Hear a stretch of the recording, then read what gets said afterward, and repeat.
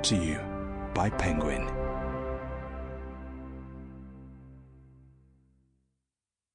Duel Duet, Selected Stories by Graham Greene, read by Emma Gregory and Nigel Pilkington. This book is a child of the 1920s to 1960s and contains language or depictions that some readers may find outdated or offensive today. Our general approach is to leave the book as the author wrote it. We are not endorsing its language or depictions. We are recognizing that the book has literary or historical value. We encourage readers to consider the work critically and in its historical and social context. Introduction. Return to the home key. Two moments in Graham Greene's published life have often returned to me in the past 20 years. This may sound strange. An ideal reader should refrain from crossing the boundary between a writer's work and his life. And yet it is inevitable. Rarely does an author have the luxury of having no known biography. Greene, having written about his life and having had his life extensively written about by others, remains near when one reads his work, not insistently dominating or distracting, as some writers may prove to be, but as a presence often felt, and at times caught by a side glance.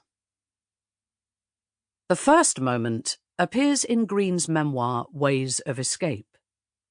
In a chapter about Brighton Rock, which Greene called a labour of love, he explains the original inspiration for the novel with a reminiscence about the first film he saw at age 6, a silent film about a kitchen maid turned queen, with live music played off-screen.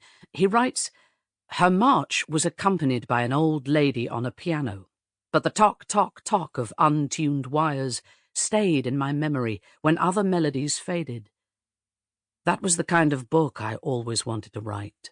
The high romantic tale, capturing us in youth with hopes that prove illusions, to which we return again in age in order to escape the sad reality."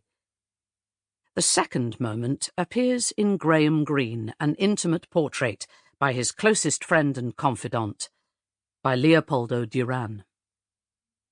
In 1983, Father Duran accompanied Greene on a journey to Spain for the filming of his novel, Monsignor Quixote. At a Trappist monastery, Father Duran noticed an elderly monk, Father Juan. "I saw him standing discreetly apart at the entrance to the porter's lodge, leaning on his walking stick, chin in both hands, and totally absorbed by these people and the strange things they were doing. With 70 years' experience of Trappist rule behind him, Father Juan did not want to go to heaven without seeing how films were made." To say that these two moments encapsulate Greene's work, for me, is an irresponsible cliché.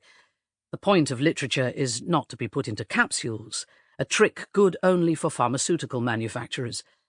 Rather, the two moments provide a home key whenever I read Greene's work.